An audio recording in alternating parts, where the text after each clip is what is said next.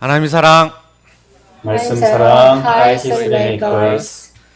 네, 오늘부터 비대면 예배로 다시 돌아왔습니다. 안 쓰셨어 어떻게? 여기 아니, 지금 안 해도 돼요. 줌에 계신 분들은 잘 안 보이실 수 있는데 저희 홀에는 앞에 TV가 하나 있습니다. 그리고 이 TV에 줌에 들어와 계신 목자님들 얼굴이 지금 다 보이고 있습니다. 정한나 사모님도 보이고요. 네, 안녕하세요. 예, 그리고 우리 진기도 사모님도 보이네요. 안녕하십니까?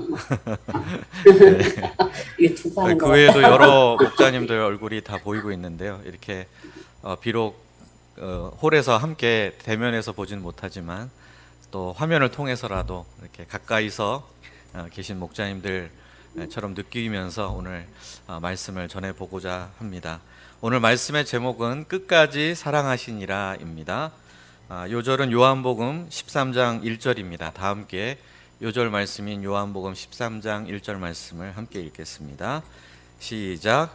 유월절 전에 예수께서 자기가 세상을 떠나 아버지께로 돌아가실 때가 이른 줄 아시고 세상에 있는 자기 사람들을 사랑하시되 끝까지 사랑하시니. 기도하겠습니다. 사랑에 풍성하신 하나님 아버지, 이 시간 참 예수님께서 저희 발을 씻겨주신 그 은혜의 사건 속으로 함께 들어가고자 합니다.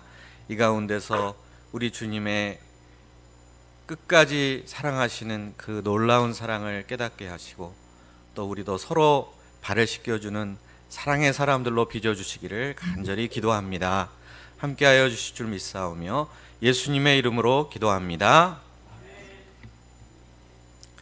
혹시 세족식 해보셨나요? 오늘날 교회에서 종종 세족식을 하는 경우가 있습니다. 오늘 말씀은 그 세족식의 기원이 되는 사건을 다루고 있는 본문입니다. 세족식을 보면 한편으로는 감동이 있고 또 한편으로는 손발이 오그라드는 그런 느낌이 들기도 합니다. 근데 이 사건 속에서는 세 종류의 사람이 등장합니다. 첫째는 자기 사람들을 끝까지 사랑하시는 예수님이 나옵니다.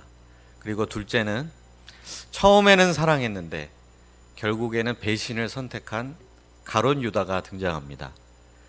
그리고 세 번째는 현재 사랑하기는 하는데 많은 오해를 하고 있는 베드로가 등장합니다. 이 세 종류의 사람들 중에 우리는 어디에 속하고 있을까요? 저는 아무래도 마지막 세 번째 베드로의 모습에서 제 모습을 많이 발견하게 됩니다. 베드로에게는 두 가지 가능성이 있습니다. 가룟 유다처럼 결국 배신자의 길을 갈 것인가? 아니면 예수님처럼 끝까지 예수님을 사랑하는 사람이 될 것인가? 두 가지 갈래길이 있었습니다. 그런데 우리는 그 결말을 알고 있습니다. 베드로는 어떤 사람이 되었나요? 예수님을 끝까지 사랑하는 사람이 되었습니다. 이 사실이 우리에게 소망을 주고 위로를 줍니다. 우리가 지금은 이 당시 베드로처럼 많이 부족하지만 예수님의 씻어주시는 그 사랑을 알고 끝까지 예수님을 사랑하는 사람들이 될 수 있기를 간절히 기도합니다. 1절을 보십시오. 우리 1절 말씀을 다 함께 읽어보도록 하겠습니다. 함께 읽겠습니다. 시작. 유월절 전에 예수께서 자기가 세상을 떠나 아버지께로 돌아가실 때가 이른 줄 아시고 세상에 있는 자기 사람들을 사랑하시되 끝까지 사랑하시니라. 유월절 전에 예수님께서 자기가 세상을 떠나 아버지께로 돌아가실 때가 이른 줄을 아셨습니다. 다시 말하자면 예수님께서 십자가에서 죽으실 때가 가까이 왔다는 뜻입니다. 이 십자가를 앞에 두고 지난주 말씀을 떠올려 보면 예수님의 마음이 몹시도 괴로우셨다는 것을 알 수 있습니다. 이런 심란한 상황 속에서 예수님은 무엇을 하고자 하셨습니까? 예수님은 세상에 있는 자기 사람들을 사랑하시되 끝까지 사랑하고자 하셨습니다. 세상에 있는 자기 사람들이란 예수님의 제자들을 가리킵니다. 그들은 지금 비록 세상 한가운데 살고 있고 앞으로도 그렇게 살아야 하겠지만 결코 세상에 속한 사람들이 아니고 또 세상에 속할 수도 없는 사람들입니다. 예수님의 제자들은 전적으로 예수님께 속한 사람들입니다. 그래서 예수님을 그들을 가리켜 자기 사람들이라고 표현하셨습니다. 예수님은 제자들뿐만 아니라 무리들도 사랑하셨습니다. 그래서 무리들에게 병든 것을 고쳐주시고 귀신을 내어 쫓아주시고 아침부터 저녁 때까지 부지런히 하나님의 말씀을 가르쳐 주셨습니다. 하지만 예수님께서 무리들을 이토록 사랑하셨다 하더라도 그 무리들은 예수님께서 보실 때 자기 사람은 아닙니다.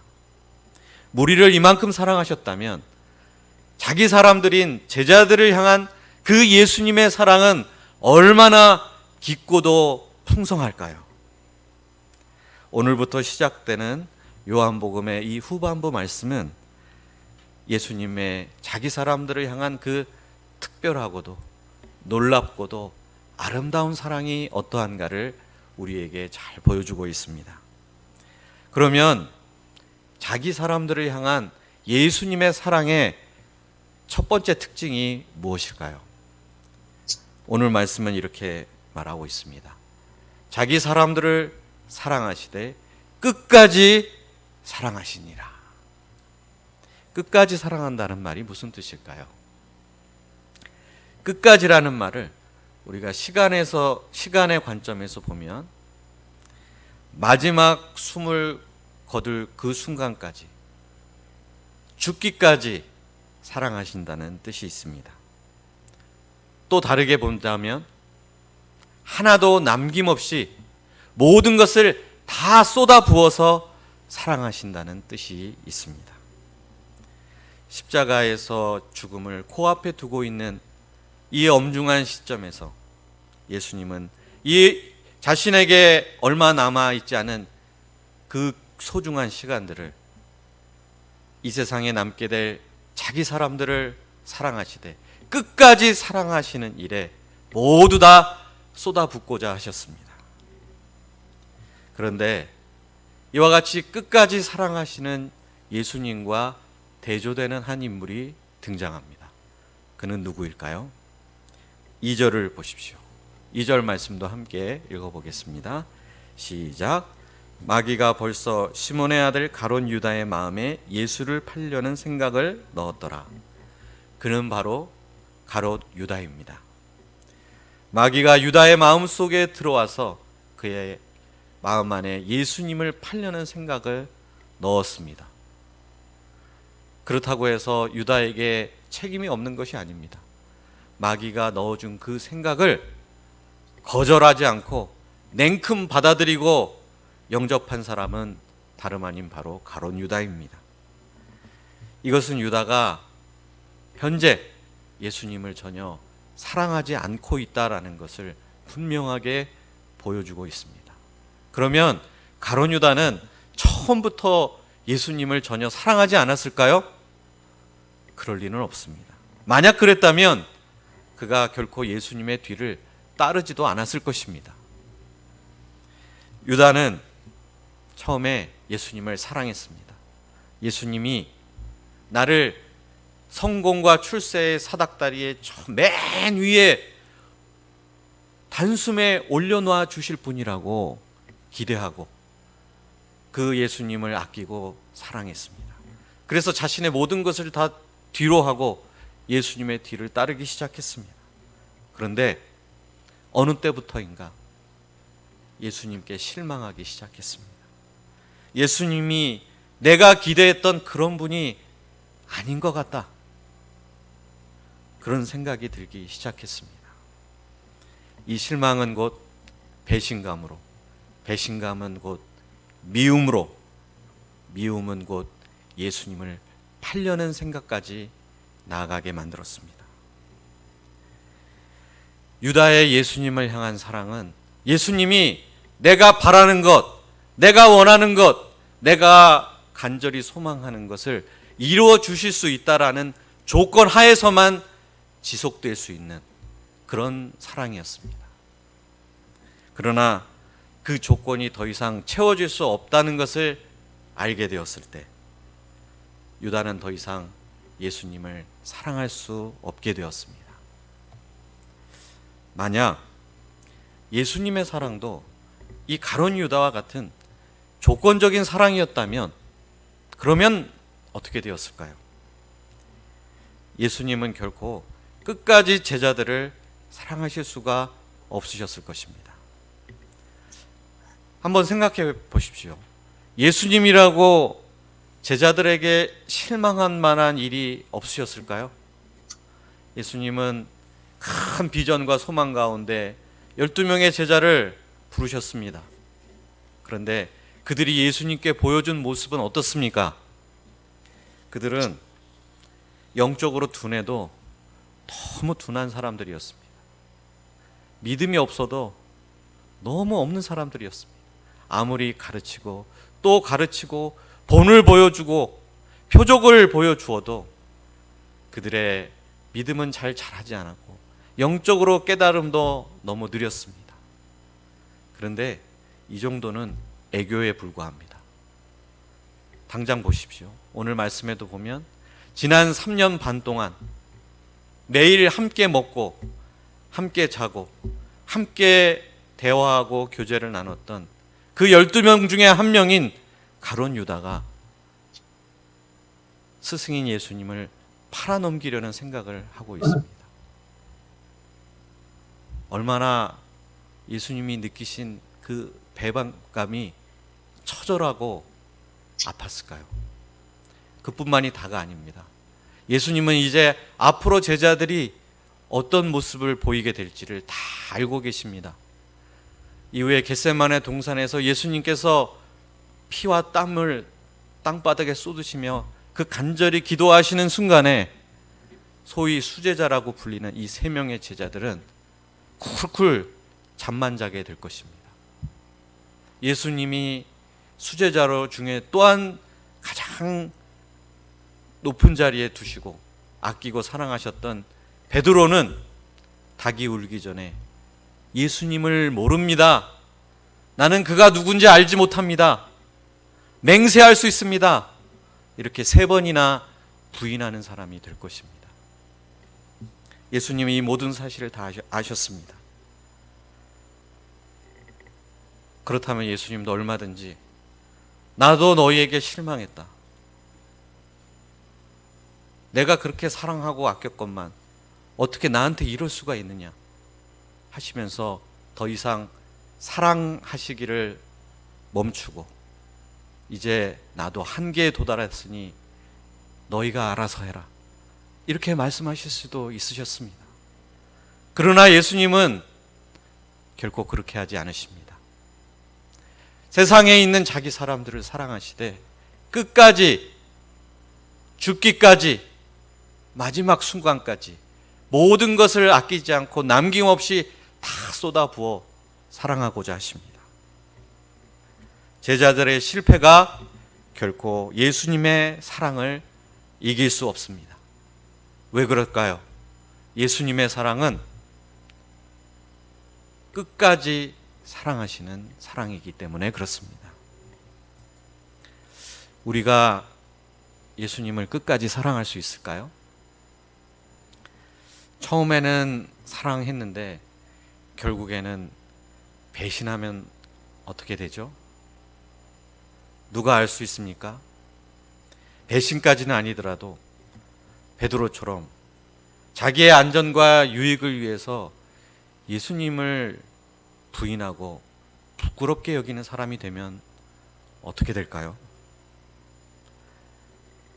아무도 장담할 수 없고 자신할 수 없는 일입니다. 현재 나의 연약함, 나의 어리석음, 나의 부족함을 생각해 볼 때 신앙생활, 목자 생활에서 혹시 실패하게 되면 어떡하나 고민이 됩니다. 예수님께서 이런 형편없는 나의 모습에 너무 실망하신 나머지 나는 더 이상 너를 사랑할 수가 없다. 나의 사랑은 여기까지인가 보다. 이제 철회해야 되겠다. 라고 말씀하시면 어떡하나 걱정이 되기도 합니다. 그러나 오늘 말씀을 우리가 묵상해 보면서 한 가지 깨닫게 되는 것이 있습니다. 그런 걱정, 그런 고민 할 필요가 전혀 없다는 사실입니다. 왜 그렇습니까? 우리가 아무리 흔들리고 실패한다 하더라도 예수님의 사랑은 그것을 넉넉히 다 덮고도 남음이 있기 때문입니다. 예수님의 사랑은 조건적인 사랑이 아니라 그 존재 자체를 있는 모습 그대로 사랑하시는 무조건적인 사랑이기 때문입니다. 사람들도 예수님처럼 자기 사람을 사랑하기는 하는 것 같습니다. 적어도 내 사람이다 하는 사람에게는 사랑을 주고 진심을 쏟아붓곤 합니다. 그런데 문제는 자기 사람을 향한 그 사랑이 언제까지 계속 지속될 수 있느냐 하는 문제입니다. 사람들은 이렇게 말할 때가 있습니다. 어제까지는 널 사랑했어. 그런데 오늘부터는 아니야. 난 여기까지만 사랑할 수 있을 것 같아. 더 이상은 너를 사랑할 수 없을 것 같아. 부부 사이에서도 또는 부모와 자녀 사이에서도 이런 말이 나올 때가 있습니다. 이것이 인간이 할 수 있는 사랑의 한계입니다. 그렇지만 예수님은 다릅니다. 예수님의 사랑은 그런 한계가 없습니다. 예수님의 사랑은 자기 사람들을 사랑하시되 끝까지 사랑하시는 놀라운 사랑입니다. 예수님은 나를 위해 십자가에서 마지막 남은 땀 한 방울, 피 한 방울 남기지 않으시고 다 흘리시기까지 우리를 사랑해 주셨습니다. 예수님은 내가 숨을 거두는 마지막 순간까지, 아니 그것을 넘어서 영원까지 우리를 사랑하시는 분이십니다. 이것이 바로 예수님이 자기 사람을 삼으신 사람들에게 베푸시는 사랑입니다. 자기 사람들의 그 어떤 죄악과 실패도 자기 사람들을 끝까지 사랑하시는 예수님의 사랑을 이길 수는 없습니다. 어떤 언어도 예수님의 이 무한한 사랑을 표현하기가 부족합니다.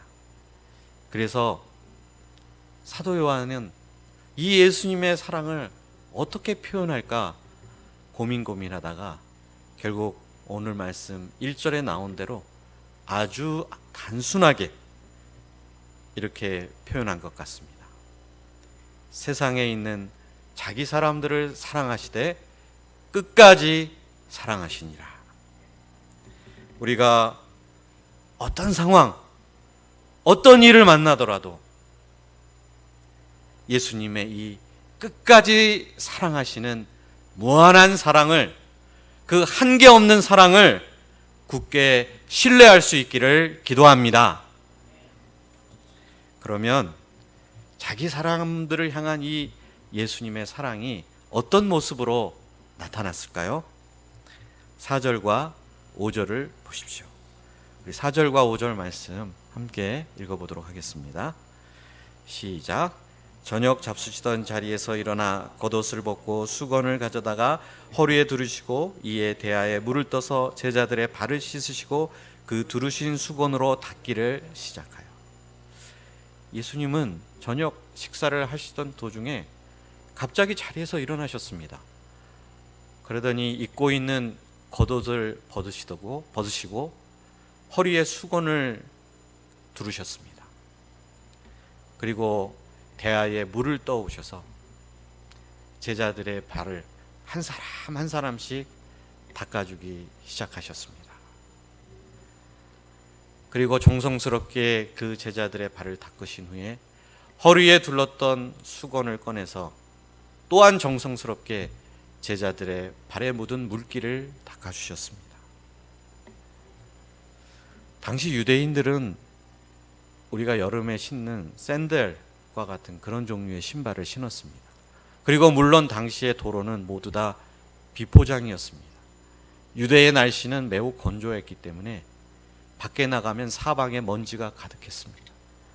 이런 곳을 다니다 보면 발에 먼지가 붙어서 쉽게 더러워질 수밖에 없습니다. 그래서 유대인들은 식사를 하기 전에 먼저 당연히 발을 닦는 것이 습관이었습니다. 그리고 그 발을 닦는 일은 그 집에 있는 하인들이 하는 일이었습니다. 결코 주인이나 손님이 발을 닦는 일은 없었습니다. 그런데 어떻습니까? 예수님은 이 제자 공동체의 선생님이시고 또 주님이십니다. 이런 주와 선생 되시는 예수님께서 하인과 같이 제자들의 발을 일일이 다가와 닦아주셨습니다. 이것은 이전에 누구도 본 적이 없는 놀라운 일, 파격적이고 이례적인 일이었습니다. 그렇다면 여기에는 도대체 어떤 의미가 담겨져 있을까요? 예수님은 이 세족식을 통해서 우리들에게 어떠한 메시지를 주고자 하시는 것일까요? 첫째, 예수님은 우리의 죄를 깨끗하게 씻어주시는 분이십니다. 세족식의 첫 번째 의미는 예수님과 베드로의 대화 속에서 잘 드러나고 있습니다. 예수님께서 제자들의 발을 한 사람씩 씻겨주시다가 드디어 베드로의 차례가 되었습니다. 그때 베드로가 이렇게 말했습니다. 주여, 주께서 내 발을 씻으시나이까? 도무지 예수님께서 왜 이런 행동을 하시는지 이해할 수가 없다는 반응이었습니다. 베드로가 왜 이런 반응을 보이는 것일까요? 베드로는 지금 아직 흥분이 가시지 않은 상태에 있었습니다. 예수님과 제자들이 예루살렘에 입성할 때 그때 수많은 무리들이 나와서 호산나 외치며 종려나무 가지를 흔들며 그들을 영접했던 그 순간이 아직 뇌리에 떠나지 않고 있었습니다. 베드로는 이제 곧 예수님께서 왕위에 오르는 것은 시간 문제다, 멀지 않았다 라고 굳게 믿고 있었습니다. 자, 그렇다면 이때 예수님께서 무엇을 하셔야 되겠습니까? 예수님은 지금 왕이 될 연습을 하셔야 할 때 아니겠습니까? 여봐라, 이리 오너라, 무엄하도다, 내 죄를 내가 알렸다. 이런 거 좀 연습하셔야 되지 않을까요, 예수님이 이제? 예수님께서 무엄하도다, 지임이 이런 거 좀 훈련을 하셔야 될 것 같은 그런 순간이었습니다. 또 걸음을 걷더라도 천천히 느릿느릿 걸으며 왕처럼 위엄 있게 걷는 것을 연습해야 되는 그런 순간 아니겠습니까? 이럴 때 좀 이 왕의 법도에 대해서 잘 알고 있는 컨설턴트라도 고용을 해서 왕이 되면 어떻게 생활하고 어떤 모습을 보여줘야 되는지 그런 자문이라도 받아야 될 것 같은 그런 순간입니다. 그런데 바로 그 순간 예수님께서 종이 되어서 종처럼 제자들의 발을 씻고 계신 것입니다. 이것이 말이 되는 일입니까? 아니 갑자기 스승이여 주님이신 예수님이 이렇게 우통 벗고 우리들의 발을 씻겨 주시다니 이건 말이 안 됩니다. 있을 수 없는 일입니다. 라고 베드로는 항변하고 있는 것입니다. 이에 예수님께서 어떻게 대답하셨습니까? 7절을 보십시오. 제가 읽겠습니다. 예수께서 대답하여 이르시되 내가 하는 것을 내가 지금은 알지 못하나 이후에는 알리라. 베드로가 언젠가는 깨닫게 될 이후, 이때가 언제일까요? 그것은 바로 예수님께서 십자가에서 죽으시고 부활하고 승천하심으로 십자가가 어떤 의미를 갖고 있는가 분명하게 드러나고 깨닫게 되는 그 때를 말하고 있습니다. 즉 예수님께서는 내가 앞으로 지게 될 그 십자가의 의미를 깨닫는 그날이 되어서야 오늘 내가 너에게 행하고 있는 이 세족식의 의미도 함께 깨닫게 될 것이다 라고 말씀하고 계신 것입니다. 결국 세족식의 의미는 예수님의 십자가와 깊은 연관을 맺고 있습니다. 이 둘은 서로 분리할 수 없는 것입니다. 그렇지만 아직 그 의미를, 그 십자가의 의미를 깨닫지 못하고 있는 베드로는 계속해서 반발을 했습니다. 8절 상반절을 보십시오. 베드로가 이르되 내 발을 절대로 씻지 못하시리이다. 베드로가 왜 이렇게 크게 반발하는 것일까요? 혹시 발에 심한 무좀이 있는 것 아닐까요? 어떤 사람은 베드로가 제자들 중에 수제자의 역할을 맡고 있었기 때문이라고 해석하는 분이 있습니다. 예수님이 이렇게 제자들의 발을 씻겨주시면 만약에 예수님이 안 계실 때는 누가 발을 씻겨줘야 되겠습니까? 수제자인 베드로 자신이 해야 될 일 아니겠습니까? 예수님이 이런 안 좋은 선례를 남겨주시면 앞으로 내 삶이 고달퍼질 수 있다 라는 생각 때문에 크게 반발한 것일 수도 있습니다. 아니면 그저 마음으로부터 내가 존경하고 흠모하고 사랑하는 예수님께서 이런 종이나 하는 천한 일을 하신다는 것 자체가 용납이 안 돼서 그래서 반발하고 있는지도 모르겠습니다. 그런데 이런 베드로에게 예수님께서 아주 충격적인 말씀을 해주십니다. 8절 하반절을 보십시오. 예수께서부터 같이 한번 읽어보도록 하겠습니다. 시작. 예수께서 대답하시되 내가 너를 씻어주지 아니하면 내가 나와 상관이 없느니라. 내가 나와 상관이 없느니라. 이게 무슨 말입니까? 서로 남남이 된다는 말 아닙니까? 더 이상 예수님 보실 때 자기 사람, 예수님의 사람 등에 들지 못하게 된다는 말입니다. 더 의미를 확장시켜 보면 구원을 받을 수 없다 또는 하나님 나라에 들어갈 수 없다 라는 말과도 같은 말입니다. 얼마나 무서운 말입니까? 베드로는 사태의 심각성을 깨닫고 이렇게 반응을 합니다. 9절을 보십시오. 시몬 베드로가 이르되 주여 내 발뿐 아니라 손과 머리도 씻어 주옵소서. 방금 전까지 뭐라고 했습니까? 발도 안 된다고 하던 그 베드로가 이제는 손과 머리까지 다 씻어달라고 요청하고 있습니다. 베드로는 참 단순한 사람입니다. 참 실수는 많은데 도저히 미워할 수는 없는 그런 사람이 바로 베드로인 것 같습니다. 예수님은 이 요청에 어떤 답을 주셨습니까? 10절 상반절을 보십시오. 예수께서부터 깨끗하니라까지입니다. 이 말씀도 같이 한번 읽어보겠습니다. 시작.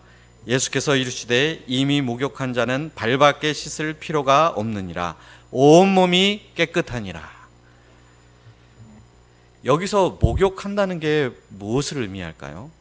이것은 바로 우리가 물과 성령으로 거듭나는 것, 흔히 중생이라고 표현하는 그것을 가리킵니다.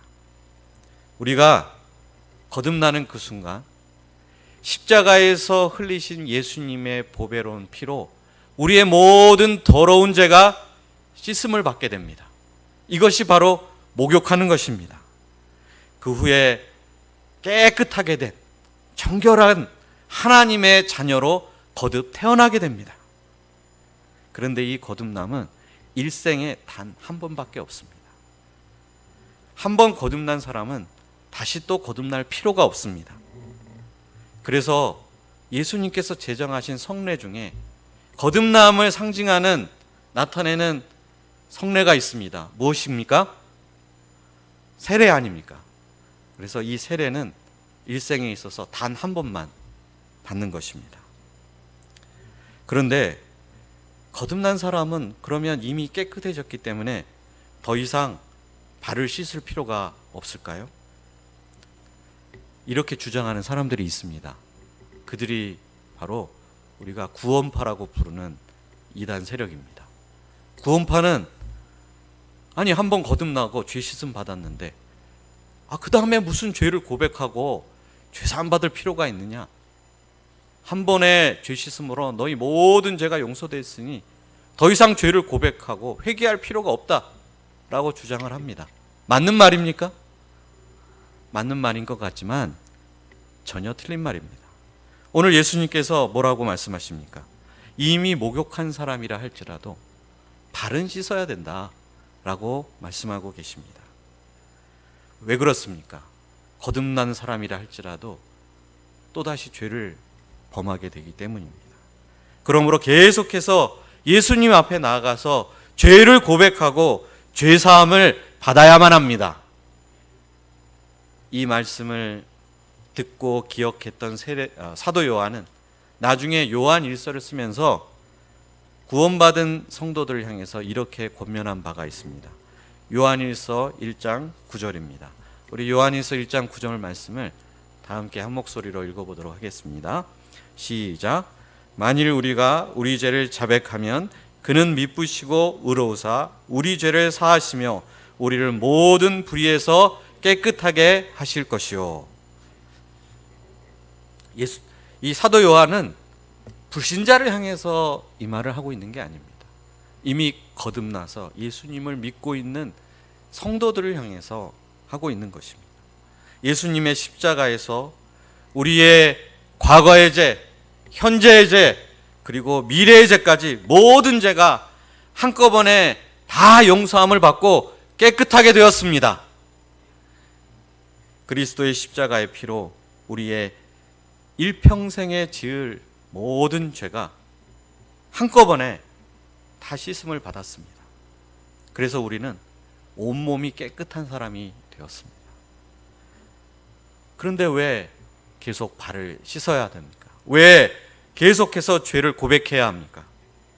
이것은 죄를 용서받고 깨끗한 사람이 되기 위해서라기보다는 하나님과 우리 사이의 관계를 회복하기 위해서입니다.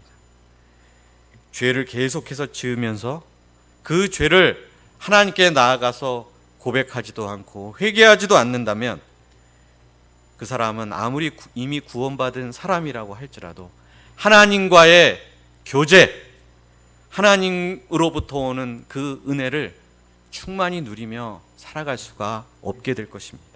그것은 불가능한 일입니다. 그래서 예수님께서는 내가 너를 씻기지 아니하면 내가 나와 상관이 없느니라 라고 말씀해 주셨습니다. 예수님의 씻어주심이 없이 스스로 어느 정도 깨끗하게 살아갈 수 있다라고 믿는 사람은 예수님과 관계가 없는 사람이 되고 맙니다. 우리는 어떤 사람입니까?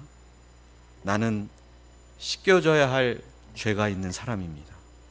예수님의 씻어주심 없이는 저는 깨끗해질 수 없는 사람입니다. 주님, 저의 발을 씻겨주시옵소서.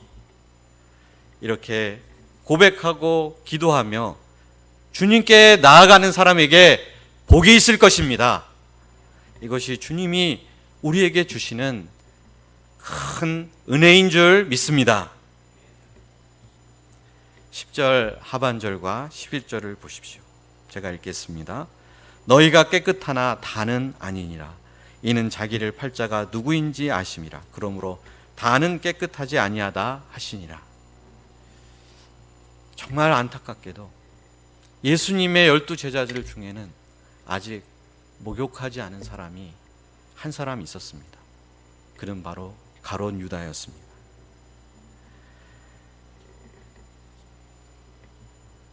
이것은 무엇을 말해주는 것일까요? 교회에 오래 다녔다고 해서 그 사람이 반드시 거듭난 사람이라는 것을 보증해 주는 것은 아니라는 것을 말해줍니다.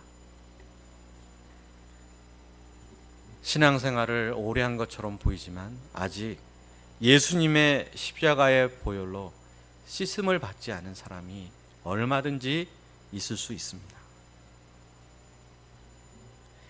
아니면 이런 사람도 있을 수 있습니다. 목욕은 했지만 그 이후로 예수님 앞에 자기의 더러운 발을 내놓은 적이 너무 오래된 사람. 그래서 실질적으로 예수님과의 그 사랑의 관계성, 그 관계성이 너무 희박해진 사람, 그런 사람도 얼마든지 있을 수 있습니다. 우리는 이제 여름 수양회를 얼마 앞에 두고 있습니다.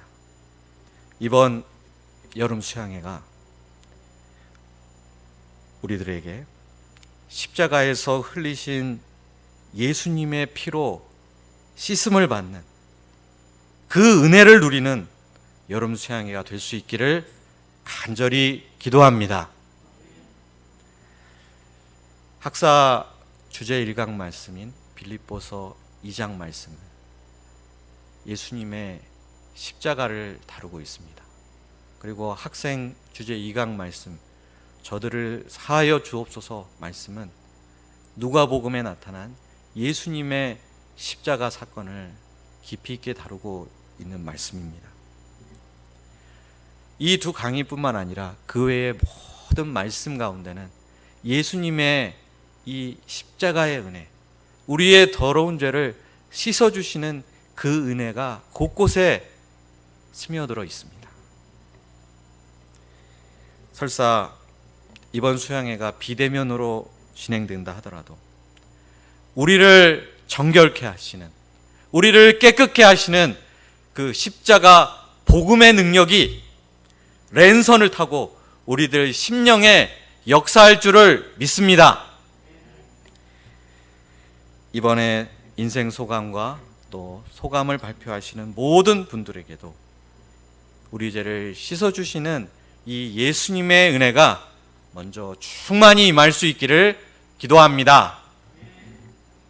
둘째로 예수님은 우리가 서로 발을 씻길 수 있도록 본을 보여주셨습니다.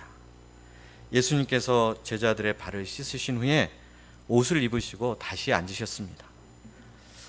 방금 전까지는 종의 모습이셨는데 지금은 어떤 모습이 되셨나요? 13절을 보십시오. 너희가 나를 선생이라 또는 주라 하니 너희 말이 옳도다. 내가 그러하다. 제자들은 예수님을 부를 때 선생님 또는 주님이라고 불렀습니다. 이것은 예수님께 정말 잘 어울리는 합당한 호칭이었습니다. 예수님도 이것이 옳다라고 전적으로 긍정하셨습니다. 그런데 왜 주요 선생이신 예수님께서 제자들의 냄새나는 발을 닦아주셨을까요?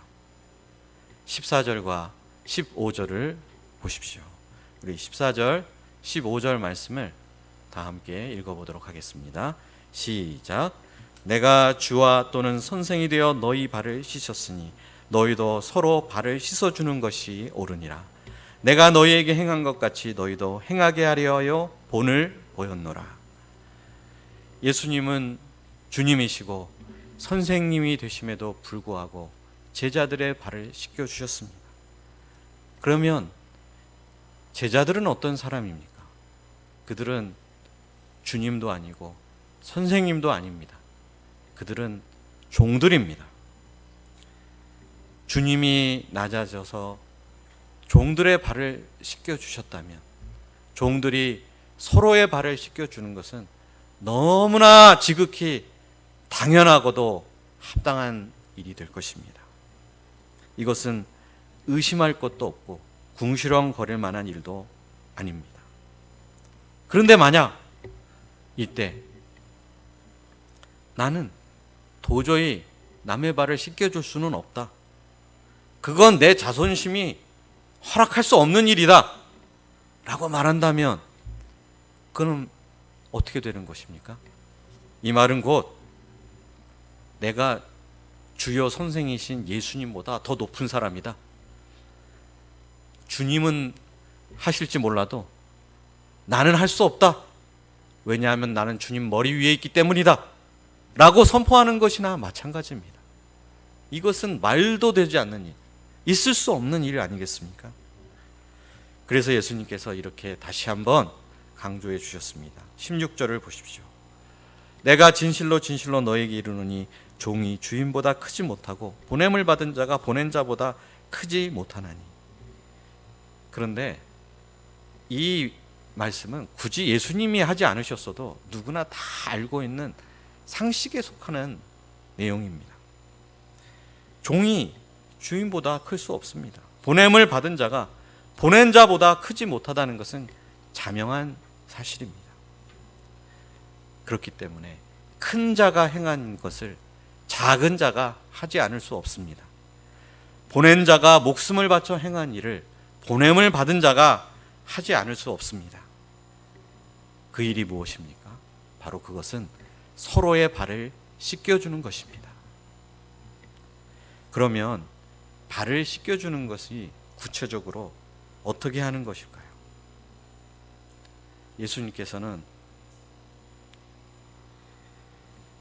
다른 사람의, 우리의 발을 씻겨주신 것을 죄사함을 주시는 것, 우리의 죄를 씻어주시는 것이라고 앞에서 가르쳐 주셨습니다.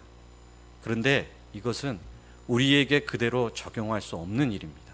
우리는 결코 예수님처럼 다른 사람의 죄를 씻어줄 수는 없습니다. 그렇다면 무엇을 의미하는 것일까요? 감사하게도 예수님께서는 오늘 13장 34절에서 서로 발을 씻겨주는 것의 의미를 다음과 같이 설명해 주고 계십니다. 34절 말씀 다 함께 한 목소리로 읽어보겠습니다. 시작. 새 계명을 너희에게 주노니 서로 사랑하라. 내가 너희를 사랑한 것 같이 너희도 서로 사랑하라. 서로 발을 씻어준다는 것은 서로 사랑하라는 뜻입니다. 어떻게 사랑하는 것입니까? 예수님이 하신 것처럼 사랑하시는 것입니다. 예수님은 우리를 사랑하시기 때문에 겸손하게 낮아지셔서 이 세상에 오셔 종이 되어 섬겨주셨습니다. 사랑으로 겸손하게 낮아져서 다른 사람을 섬기는 것, 이것이 서로의 발을 씻어주는 것입니다. 그런데 이게 쉬운 일이 아닙니다. 이것은 우리의 본성을 거스르는 일입니다. 한 센터에서 어느 수양회 때 이번 수양회에서 다 같이 세족식을 해봅시다 라는 제안이 나왔다고 합니다. 그럴 때 한 목자님이 손을 번쩍 들더니 이렇게 말씀하셨다고 합니다. 목자님, 근데 저는 맨정신으로는 세족식 못할 것 같아요. 네, 맞습니다. 맨정신으로 할 수 없는 일입니다. 의무감으로 하려고 하면 할 수도 없고, 또 설사 의무감으로 한다면 굴욕감, 수치감이라는 부작용만 남게 됩니다. 그러면 어떻게 우리가 서로의 발을 씻겨주는 사람이 될 수 있을까요?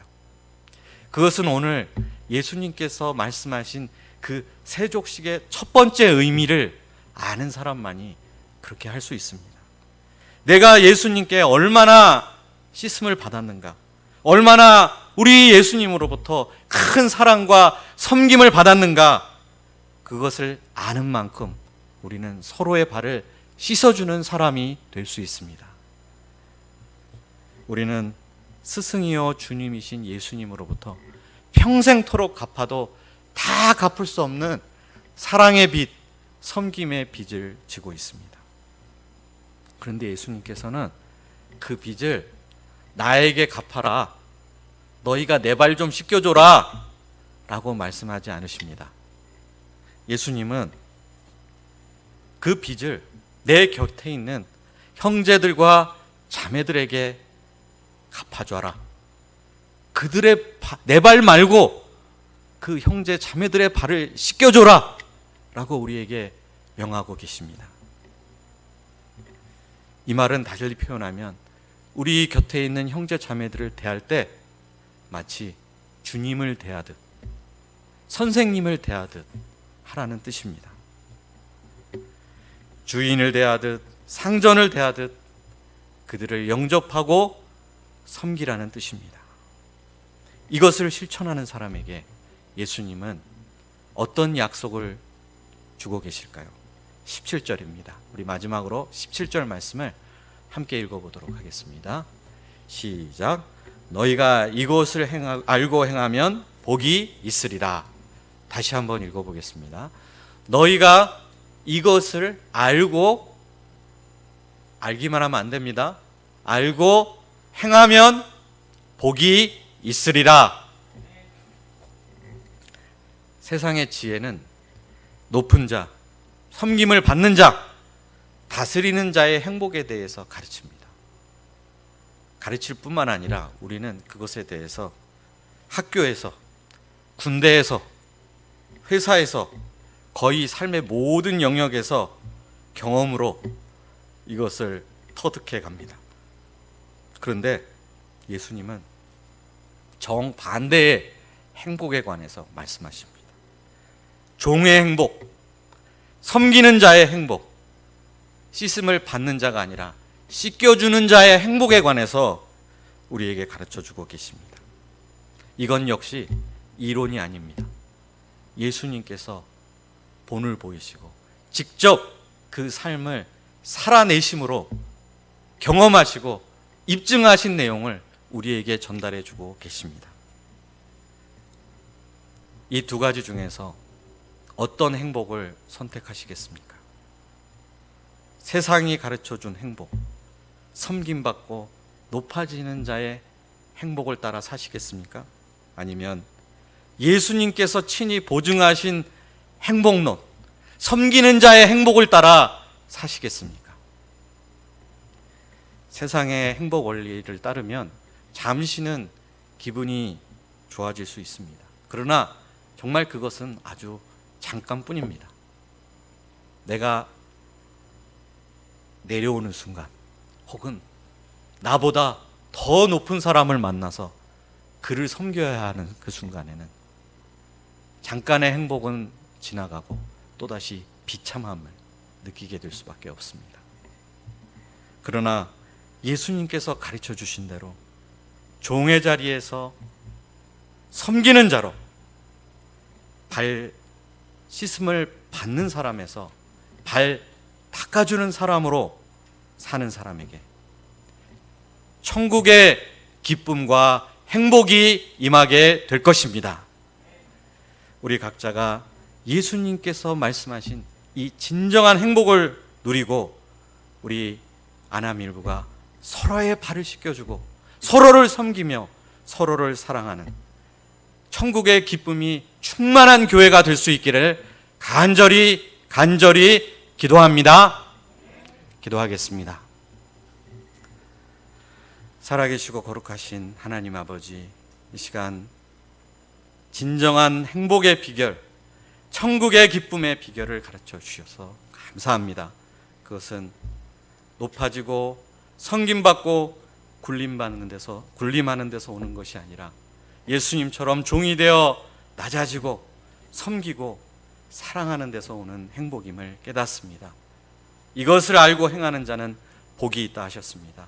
저희가 이 말씀을 붙들고 예수님처럼 섬기는 자가 되고 그 섬김의 기쁨과 행복을 충만히 누리게 되기를 간절히 기도합니다. 예수님의 이름으로 기도하였습니다.